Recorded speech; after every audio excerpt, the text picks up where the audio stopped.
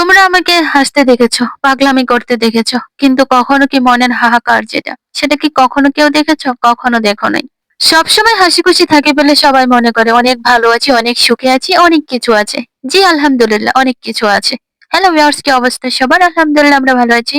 পরিবার, পরিজন, আত্মীয়-স্বজন যারা আছে সবাই ভাবে খুব ভালো আছি, খুব সুখে আছি, খুব শান্তিতে আছি। শত কষ্টের মাঝেও সবসময় হাসিখুশি থাকার চেষ্টা করি।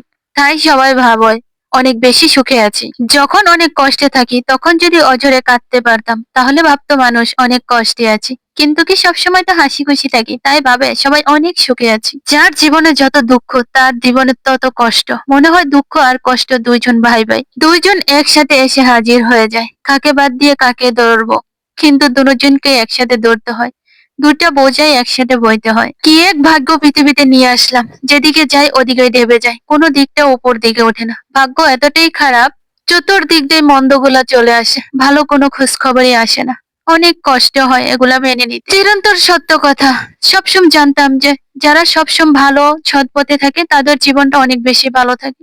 কিন্তু এটা একেবারে ভুল। যারা অসৎ পথে টাকায় অর্জন করে, অসৎ পথে চলে, তাদের জীবনটা অনেক বেশি ভালো। সবসময় তারা সুখে শান্তিতেই থাকতে পারছে। আর যারা অসৎ পথ থেকে দূরে থাকতে চায়, খারাপ কাজে দেখলেই ভয় পায়, সত্য কথা বলতে চায়, তাদের জীবনটাই অনেক বেশি কষ্টে কাটে। যেদিকে পা রাখে ওদিকেই ডেবে যায়। জানি না কেন আল্লাহ এরকম করেছে, জানি না কষ্টের জীবনটা কবে যে শেষ হবে। সৃষ্টিকর্তা ভাগ্যে যে কি পরীক্ষায় ফেলে, একটার পর একটা পরীক্ষা, কত আর পরীক্ষা দিব। চেষ্টা করি সবসময় দুঃখ থেকে যেন একটু দূরে থাকতে পারি, কখনো যেন আর কষ্টটা না পাই। কিন্তু কি করব, বারবার কষ্ট গেলা এসে মাথার উপর চেপে পড়ছে। একটা কথা সবসময় জানতাম, সৎ সঙ্গে সর্ববাস, অসৎ সঙ্গে সর্বনাশ। কিন্তু কি দেখলাম, এখন সৎ থাকতে গেলে অনেক বেশি কষ্ট হয়। অসৎ পথে থাকলেই মনে হয় ভালো হতো, তাহলে সব দিকে উপার্জন হতো, সবাই মিলে একসাথে হইচই করে খাওয়া যেত।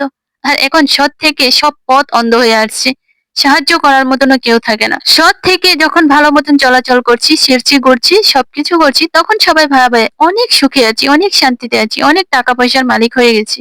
এমনটা যে কেন হয় একমাত্র সৃষ্টিকর্তাই বলতে পারবে।